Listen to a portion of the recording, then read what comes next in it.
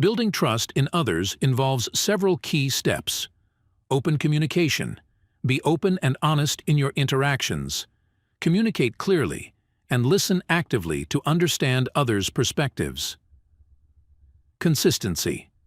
Demonstrate reliability and consistency in your actions. Follow through on commitments and be predictable in your behavior. Vulnerability. Show vulnerability by sharing your thoughts, feelings, and concerns with others. This encourages reciprocal sharing and fosters deeper connections. Boundaries.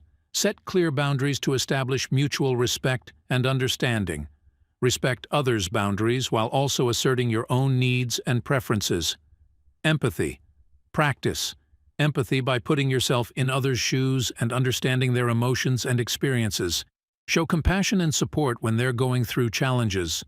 Forgiveness. Be willing to forgive and let go of past grievances. Holding on to grudges undermines trust and prevents healthy relationships from forming. Give trust to receive. Trust. Trust is reciprocal. Take the initiative to trust others first, but also be discerning and adjust your level of trust based on their actions over time. Patience.